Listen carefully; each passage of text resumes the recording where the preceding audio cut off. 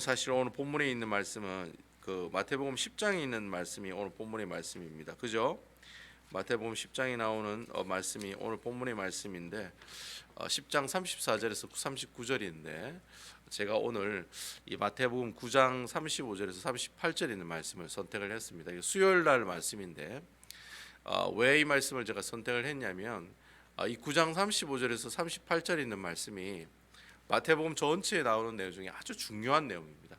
그래서 이 내용부터 딱 시작해서 예수님께서 하시는 일들을 여러분 패턴을 보시면 조금 틀리다라는 것을 느낄 수가 있어요. 그리고 여러분 제가 앞에 마태복음 8장까지 나오는 내용을 제가 쭉 여러분들에게 말씀을 드리면 9장 35절에서 38절의 말씀이 왜 중요한가라는 그런 느낌을 받으실 수가 있을 것 같아요. 뭐 어떤 분들은 여러분 오늘 9장 35절 38절 이후에 마태복음 10장에 있는 말씀을 여러분 큐티 말씀을 읽어보니까 주로 어떤 내용이 나옵니까? 마태복음 10장 안에는 전체 어떤 내용이 나오던가요? 예수님께서 제자들에게 어떻게 살아야 되는지에 대해서 계속 얘기하고 있죠. 이제 포커스가 이전에는 사람들이었는데 이제는 제자들에게 포커스가 맞춰져 있어요. 그래서 여러분 10장에 보시면 예수님이 제자들을 부르시는 장면부터 시작해가지고 네가 제자면 어떻게 살아야 돼, 이렇게 해야 돼, 이렇게 살아야 돼라고 하는 내용들이 마태복음 10장에 보면 쭉 나오고 있어요. 굉장히 긴 내용입니다. 거의 30장 이상 되는 40장 되는 40절 되는 긴 내용을 이렇게 말씀을 하고 계세요. 너희가 제자면 이렇게 살아야 돼. 이렇게 나가는 것이 하나님 기뻐하시는 삶이야 라는 그 내용이 나오고 있는 것을 볼 수가 있을 거예요. 그러니까 마태복음 5장 6장 7장 8장에 나오는 우리 4장 17절부터 마태복음이 시작된다고 그랬죠. 예수님께서 회개하라 천국이 가까워 왔느니라. 마태복음 4장 17절 그 말씀 선포하시는 순간부터 공생의 사역이 시작이 됩니다. 근데 어떤 신학자들은 예수님의 진짜 공생의 사역은 마태복음 10장부터다.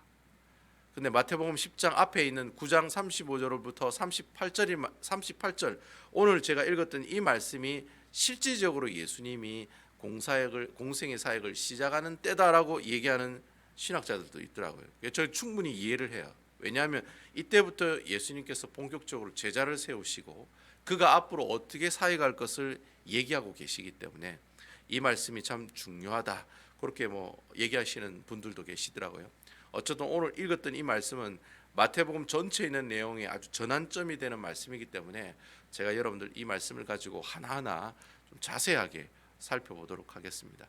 그래서 우리 앞에 있는 내용을 잠시 한번 읊어보시면 마태복음 4장 17절에 회개하라 천국이 가까웠느니라 예수님께서 그렇게 말씀하시죠.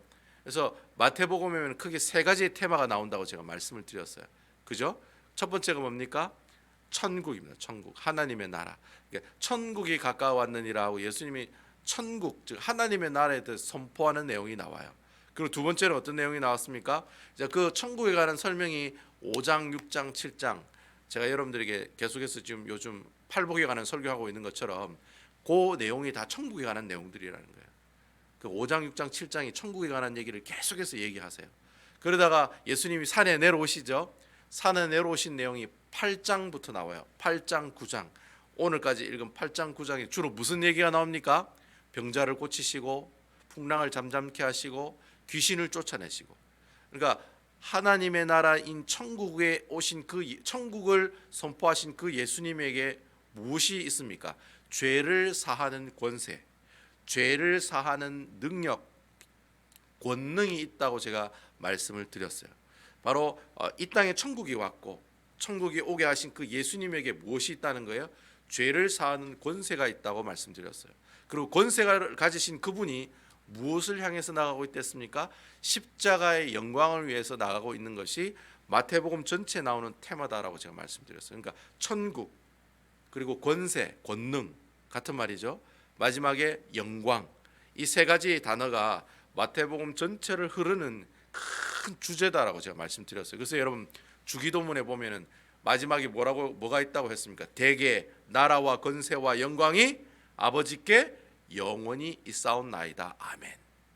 제가 나중에 시간이 되면 주기도문에 대해서 강의를 할 건데, 그러니까 여러분 주기도문은 단순히 제자들에게 너 이렇게 기도해 라고 하고 주신 게 맞는데 그 주기도문 안에는 뭐가 다 있어요? 예수님이 왜 이곳에 오셨냐에 관한 이야기가 다 담겨 있는 내용이 주기도문에 나오는 내용이라는 거예요. 그래서 저는 주기도문이 기도문이라기보다는 사명선언문이다. 앞으로 교회가 무슨 일을 해야 되고 어떻게 살아야 되느냐를 적어놓은 글이 바로 주기도문이라는 거예요. 그래서 저는 그 주기도문이 단순히 기도를 이렇게 하라고 주신 게 아니라 네가 예수 믿는 사람이면 이렇게 살아야 돼. 왜 여러분 교회 가면은 왜 교회 비전, 뭐 사명 선언문 뭐 그런 게 있잖아요. 그런 것처럼 네가 예수님의 제자면 이렇게 살아야 돼라고 딱 이렇게 기록해 놓은 글이 바로 하늘에 계신 우리 아버지여 이름이 거룩히 여김을 받으시오며 라고 시작하는 주기도문에 나오는 내용이다. 그런 거는 나중에 제가 여러분 주기도문을 강의하는 그런 시간이 있으면 그런 내용을 여러분들과 함께 다루도록 할게요. 아무쪼록 오늘 이 9장 35절부터 38절은 그 앞에 있는 치유하고 권능을 가진 예수님의 모습을 얘기하다가 갑자기 오늘 말씀을 딱 보니까 무슨 내용이 나와요? 갑자기 제자들에게 뭐 무슨 얘기를 하시고 또 뭐에 관한 얘기가 나와요? 추수할 일꾼이 부족하다. 추수한 일꾼을 달라. 이제까지 앞에서 얘기했던 내용하고 전혀 다른 그런 느낌이 오는 글이 오늘 나오고 있다는 거예요. 그러니까 이 내용은 앞에 있는 내용과는 좀 사뭇 다른 내용을 가지고 있구나. 그래 여러분 느낌 아닌 느낌이 팍 오셔야 됩니다. 성경을 읽으실 때 왜 갑자기 앞에 이렇게 귀신 쫓아내는 얘기하시다가 갑자기 왜 추수할 일꾼을 달라고 또 얘기하라고 하지? 하면 이 내용이 바뀌는 거잖아요. 내용이 바뀌면은 왜 바뀌었을까라고 이렇게 생각을 해보셔야 된다는 거예요. 그래서 이 말씀이 마태복음 전체를 봤을 때는 아주 중요한 내용이다. 그런 내용을 담고 있다는 거죠. 그럼 어떤 중요한 내용이 있는가 한번 여러분들하고 살펴보도록 할게요. 35절에 있는 말씀 한번 읽어보도록 하겠습니다. 35절입니다. 여러분 가지고 계시는 성경을 하나하나 보시면서 제가 할 거예요. 35절 예수께서 모든 도시와 마을에 두루 다니사 그들이 회당에 가르치시며 천국 복음을 전파하시며 모든 병과 모든 약한 것을 고치시니라. 예수님께서 이 땅에 오신 사역이 세 가지가 여기 바로 다 나와 있어요. 말씀을 가르치시고 천국 복음을 전파하시고 또 마지막이 뭐예요? 모든 병과 약한 자를 고치시고. 예수님께서 이 땅에 오신 이 일이 이 세 가지가 이거예요. 가르치시고 복음을 전가하시고 약하고 병든 사람을 고치는 이 사역을 주님께서 감당하셨다는. 근데 여러분 이 사역을 지금 누구에게 감당하겠다라고 얘기합니까? 여러분 37절에 보세요. 제자들에게 이르시되 그렇게 얘기하고 있어요. 제자들에게 이르시되 예수인 내가 이런 세 가지 일을 했는데 이 세 가지를 이제는 누구에게 얘기하고 있다는 겁니까? 제자들에게 말씀하신다라고 얘기하고 있어요. 제가 오늘 보니까 제자들 복수로 되어 있잖아요. 이 제자들이 지금의 무엇입니까? 바로 교회라고 하는 것이죠. 그러니까 예수님께서 하신 이 사역을 지금 누구에게로 지금 이양을 하고 있는 겁니까? 바로 제자들인 교회들에게 얘기하고 있다라고 하는 거예요. 이 말씀이 뭐냐니까 앞으로 마태복음에 나오는 이 글 이후에 나오는 내용은 예수님께서 이 사역을 감당하는 게 맞아요. 하지만 예수님이 포커스가 되어서 이 사역을 감당하는 일이 아니라 앞으로는 누구예요? 제자인 너희들이 이 사역을 감당하는 일을 너희들이 할 것이다 라고 하는 내용이라는 거예요. 이게 내가 이 세 가지 사역을 하고 있지만 가르치시고 복음을 전파하시고 모든 병과 약한 자를 고치시고 도와주는 이 일들을 앞으로는 누가 할 거다? 제자인 너희들이 할 거다라는 거예요. 그래서 여러분 마태복음 10장에 보면 바로 뒷장을 넘기면 제자를 세우시고 그죠? 제자가 어떻게 살아야 함을 마태복음 10장에 길게 얘기하고 있는 이유가 거기 있다는 거예요. 결국 마태복음 10장에 나오는 내용은 뭐라고 생각할 수 있습니까? 앞으로 교회가 어떻게 해야 되는 것을 적어놓은 글이구나. 그렇게 우리가 알 수 있다는 거예요. 그래서 제자들에게 이르시되 이 말은 무슨 말이에요? 교회들에게 하시는 말씀이 되라고 하는 뜻으로 해석이 될 수가 있다는 거예요. 그래서 이 제자들에게 이르시되 이 말이 오늘 말씀의 키포인트라고 할 수가 있어요. 어쨌든 예수님의 사역이 누구에게로 이래 전달돼요? 제자들에게 즉 교회에게 전달이 되고 있다라고 하는 거예요. 자, 그러면 그 교회들을 향해서 오늘 보니까 이러한 세 가지 사역을 감당하시는데 그럼 예수님은 과연 이 세 가지 사역을 어떤 마음을 가지고 이 사역을 감당하셨느냐? 그 이유가 36절에 보면 나와요. 왜 교회가 이 세 가지 일을 하느냐? 이유가 뭐냐? 그 이유가 36절에 나옵니다. 무리를 불쌍히 여기시니 보시고 불쌍히 여기시니 이는 그들이 목자 없는 양과 같이 고생하며 기진함이라. 예수님께서 이 땅에 오셔가지고 이 세 가지 사역을 감당한 이유가 뭐냐니까 무리를 보시고 불쌍히 여겼다라고 얘기하고 있어요. 여러분, 이게 불쌍히 여겼다는 말이 무슨 말이냐면 헬라어로 말하면 이 참 헬라어도 참 아름다운 언어더라고요. 이 헬라어가 불쌍히 여기다는 말이 원뜻이 뭐냐면 사람이 창자 있잖아요. 창자가 끊어진다라는 얘기가 불쌍히 여긴다라는 표현이에요. 그러니까 예수님께서 이스라엘 백성들이라든지 아니면 하나님을 모르는 그 어린 양들과 같은 그 백성들을 보시고 어떤 마음을 품으셨냐면 정말 창자가 끊어지는 듯한 아픔. 제가 아직 뭐 창자가 끊어지는 그런 일이 없어서 제가 말씀을 못 드리겠는데 어쨌든 정말 창자가 끊어지는 듯한 그 아픔을 가지고 말씀을 가르치시고 복음을 전하시고 불쌍한 사람들을 고치고 치료해 주셨다라고 하는 거예요. 그러면서 쓰는 표현이 또 한 가지가 더 있어요. 목자 없는 양이다라는 그런 표현을 쓰고 있다는 거예요. 그러니까 예수님께서는 참 창자가 끊어지는 아픔, 그리고 목자 없는 양이 기진하여 맥진하는 그 모습들을 보시고 어떻게 해요?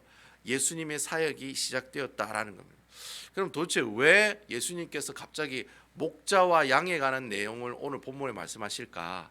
이 내용을 또 살펴보려면 구약에 있는 내용을 한번 살펴볼 필요가 있어요. 이 마태복음이 주로 구약에 있는 내용을 인용해서 많이 얘기하고 있다잖아요. 양과 목자의 내용을 가장 잘 설명하고 있는 내용이 에스겔서에 나오는 말씀입니다.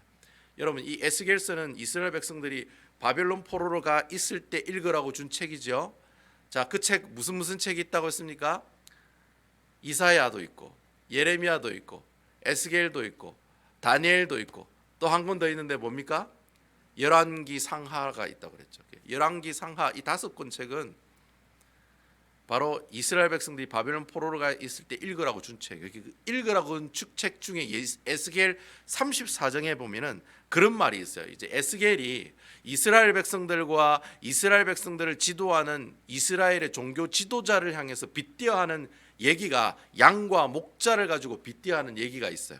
자, 여러분, 이스라엘 백성들이 망해갈 때쯤 되었을 때 종교적으로, 도덕적으로, 윤리적으로 아주 삶을 잘 살았습니까? 아니면 못 살았습니까? 못 살았죠. 이스라엘 백성들이 바벨론에게 포로로 잡혀가는 그 순간까지도 어떤 삶을 살았습니까? 하나님께 불순종하는 삶을 살고 우상을 숭배하는 삶을 살고 심지어 종교 지도자들은 어떤 삶을 살아요?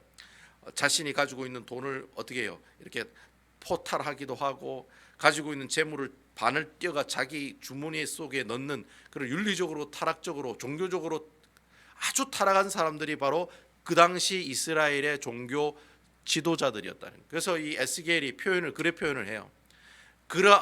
목자가 양들에게 제대로 좋은 꼴도 먹이고 좋은 물을 마셔야 되는데 이스라엘 그 에스겔서에 보면 그런 표현이 있어요. 양들에게 더러운 물을 먹이고 불량한 꼴을 먹이는 그런 아주 나쁜 목자의 모습들을 표현하고 있다라는 거예요. 그러니까 그 목자가 제대로 잘 안 돼 있으니까 양들이 결국에는 어떻게 된다는 거예요? 잘 크지 못했기 때문에 너희가 망했다. 그런 얘기가 에스겔 34장에 보면 나오고 있다라는 거예요. 그렇게 이제 목자가 제대로 된 목자가 없으니까 양들이 다 그렇게 살게 되었다는 거죠. 그런 이제 표현을 쓰는 내용이 이제 에스겔 34장에 보면은 양과 목자를 이렇게 비유로 이렇게 막 설명하는 내용이 나와요. 그러니까 오늘 36절의 본문에 보면은 마태는 그 불쌍한 양들을 뭐라고 얘기하고 있습니까? 고생하고 기진한 사람들이다. 고생하고 기진한다. 여러분이 고생한다는 말이 무슨 말이냐면 너무 고통이 심해가지고 자신이 가지고 있는 마음과 심령이 더덜더덜해지는 순간. 왜 여러분들 그런 표현을 쓰잖아요. 내 마음이 지금 더덜더덜 완전 걸레짝같이 되었다. 뭐 그런 표현을 쓰죠. 바로 내 마음이 너무 상해가 걸레짝같이 되었다라는 표현이 고생하고라고 하는 뜻의 원래 원어의 뜻이에요. 그리고 맥진하다, 기진하다 뭐 이런 뜻이 뭐냐? 고생하고 기진함이랄 때 기진하다는 말은 무슨 말이냐면 사람이 안 그래도 더덜더덜해져 있는데 그 사람을 이렇게 들어가지고 땅바닥에 내팽개 치다라는 뜻이 기진하다는 뜻이에요. 그러니까 여러분 기진하고 고생하다는 뜻이 뭐예요? 갈 때까지 갔다는 거예요. 갈 때까지 갔다는 거예요. 내 영적인 상태가 내 마음적인 상태가 심리적인 상태가 갈 때까지 간 모습들 목자에게 버림받은 양의 모습들을 마태는 그렇게 표현하고 있다는 거예요.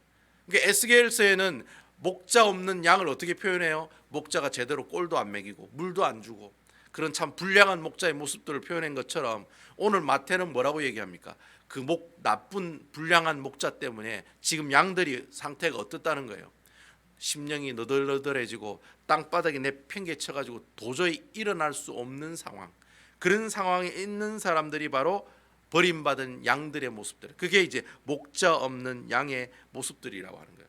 그러면 이렇게 목자와 양을 이렇게 비극적으로 이렇게 얘기하고 표현하는 내용으로 끝나고 있느냐? 에스겔서 34장에 보면 마지막에는 무슨 내용이 있냐면, 비록 지금의 목자는 이렇게 불량한 목자들이 있겠지만은 나중에 다윗의 자손으로부터 새로운 목자, 참 목자가 올 거다라고 34장 마지막에 보면 그런 예언의 말씀이 나와요.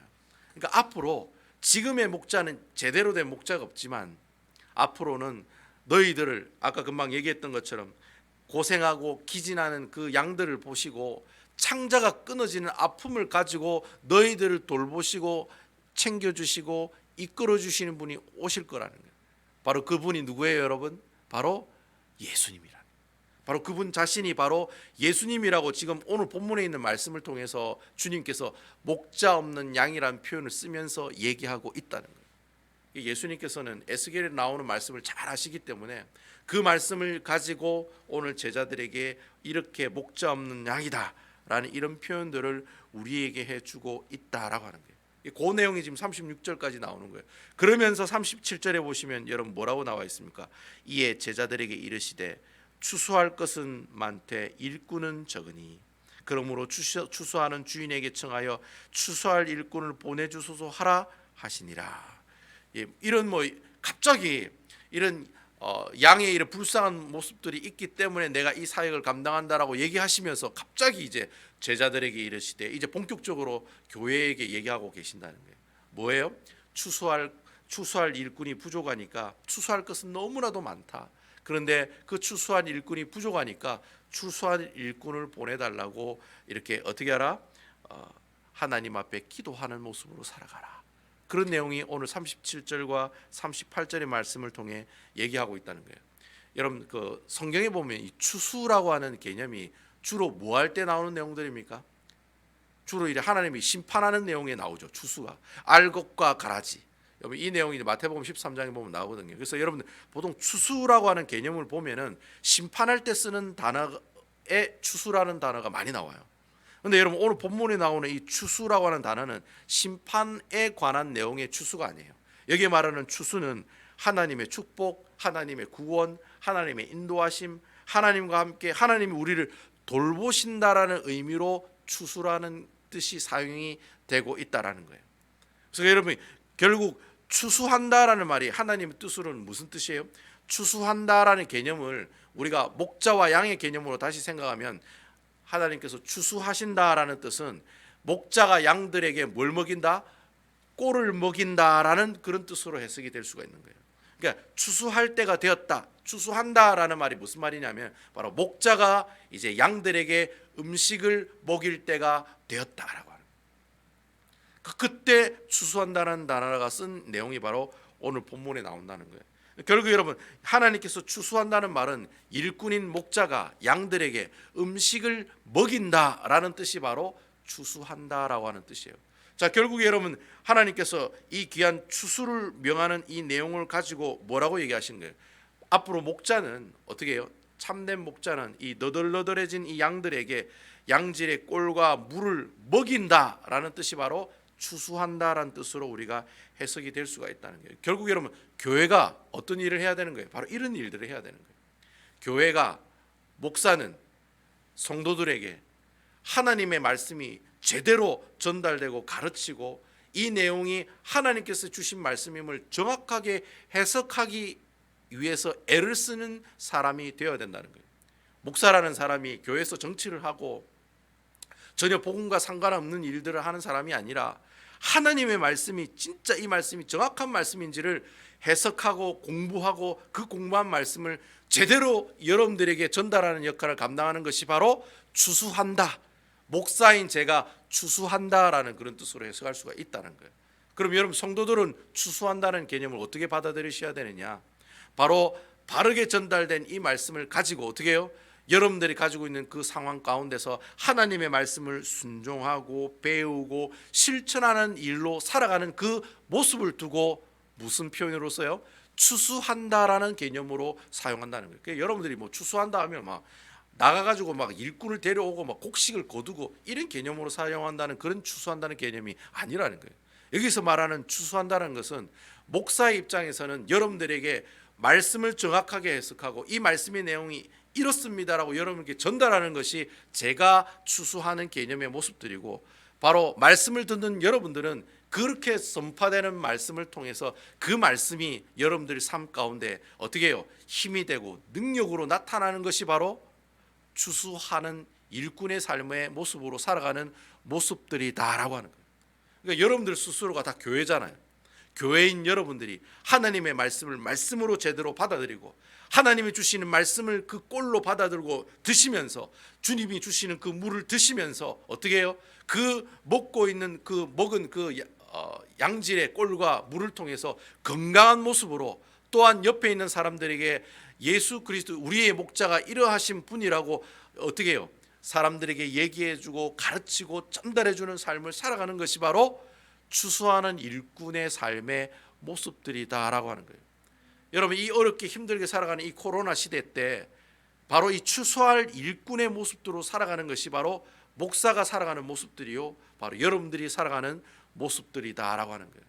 그러니까 여러분, 목자가 하나님의 주신 말씀을 연구하지 않고 말씀대로 살아가지 않으면 어떻게 돼요? 제대로 된 목자라고 할 수가 없는 것처럼 양들도 마찬가지예요. 정말 그 말씀이 이 코로나 시대에 하나님의 능력이 됩니다, 권능이 됩니다, 권세가 있습니다 라는 경험을 말씀을 통해서 하지 않으시면 여러분들 자신조차도 어떻게 해요? 제대로 된 양의 모습대로 살아갈 수가 없게 된다라고 하는 것입니다. 결국 오늘 본문에 있는 말씀이 하나님께서 주신 영적인 교훈이 그거예요. 교회가 가르치고 복음을 전하고 고치는 이 사역들을 감당하기 위해서는 어떻게 해야 된다는 거예요? 내가 제대로 된 추수하는 일꾼의 모습들을 회복해 나가셔야 된다는 거예요. 목사는 목사대로 말씀을 충분히 연구하고 이 말씀대로 살려고 애를 써야 되고, 말씀을 전파했을 때 여러분들 그 말씀을 듣고 그 말씀이 바로 내 삶을 좌지우지하는 매우 중요한 하나님의 명령이요 말씀이다라는 사실을 받아들여서 그 말씀대로 순종하고 여러분들 삶 가운데서 하나님의 능력을 경험하고 하나님의 축복을 경험하고 하나님의 인도하심과 돌보심을 경험하는 것, 바로 이것이 추수하는 일꾼의 삶의 모습들이다라는 거예요. 그 내용을 오늘 본문의 이 짧은 말씀을 통해서 주님께서 우리에게 선포하고 있는 거예요. 야, 네가 추수한 일꾼이 바로 이런 것 때문에 추수한 일꾼이야. 고로 여러분 오늘 뒤에 이제 10장의 내용부터는 뭐예요? 추수할 일꾼으로 살아가는 제자는 이러한 모습으로 살아가야 돼 라는 내용이 바로 마태복음 그 10장 뒤에 나오는 내용이 계속해서 나오고 있다라는 거예요. 바로 그 선포하는 말씀의 내용이 바로 이 짧은 35절에서 38절에 나오는 말씀들이다라고 하는 겁니다. 그래서 여러분 오늘 이 말씀 이후로 마태복음 10장부터 여러분 한번 말씀을 잘 보세요. 모든 포커스가 예수님에게로 가 있긴 하지만 항상 그 예수님 옆에는 누가 계세요? 제자들이 있다는 것을 여러분 아셔야 됩니다. 꼭 기억하셔야 돼요. 마태복음 10장 이후부터는 예수님이 주인공이시지만 그 주인공 옆에 누가 있어요? 제자인 교회가 항상 나와 있다는 거예요. 그러면서 마태복음 28장에 그런 선포가 나오는 거예요. 마태복음 28장에 여러분 무슨 말씀이 나옵니까? 28장 말씀에 그러므로 너희는 가서 모든 족속으로 제자를 삼아 아버지와 아들과 성령의 이름으로 세례를 주고 내가 내게 가르치고 분부한 것은 모두 어떻게 가르치고 지키게 하라. 볼지어다 세상 끝날까지 내가 너희와 항상 함께 하겠다. 그게 마태복음 28장 19절에서 20절 마지막에 예수님께서 마태복음 마지막에 있는 말씀이에요. 그 두 절이 그 말씀을 향해서 어떻게 해요? 오늘 이후의 말씀부터 그 28장 19절과 20절에 있는 말씀으로 쭉 계속해서 가고 있는 거예요. 교회가 하는 일이 이런 일인데 마지막의 말씀에 이제 당부하면서 끝나잖아요. 너희가 교회는 이런 일을 해야 돼. 너희는 가서 모든 족속으로 제자를 삼아 아버지와 아들과 성령의 이름으로 세례를 주고 내게 분부한 모든 것을 가르쳐 지키게 하라. 이게 바로 교회가 하는 일이야 라고 하면서 마치는 내용이 마태복음 전체에 나오는 내용의 결론이라고 하는 것입니다. 아무쪼록 저는 우리 베다니 교회가 정말 이 말씀에 목숨을 거는 교회였으면 좋겠어요. 말씀에 목숨을 거는 교회가 바로 추수할 일꾼이 많이 있는 교회예요. 목사는 목사대로 말씀을 정확하게 전달하려고 애를 써야 되고, 여러분들은 그 말씀을 받으면 어떻게 해요? 그 말씀이 내 모든 삶을 좌지우지해. 말씀이 first야. 말씀이 처음이야. 말씀을 묵상하는 것이 내 모든 하루 24시간의 첫 시간이야 라고 하는 마음을 가지고 살아가는 것이 바로 어떻게 살아가는 거예요? 추수할 일꾼의 모습으로 살아간다라고 하는 것입니다. 아무쪼록 이러한 추수하는 일꾼의 모습으로 살아가심에 하나님의 능력과 하나님의 축복과 하나님의 인도하심과 하나님의 돌보심이 차고 넘치는 오늘 귀한 하루 되시기를 주님의 이름으로 축원을 드리겠습니다.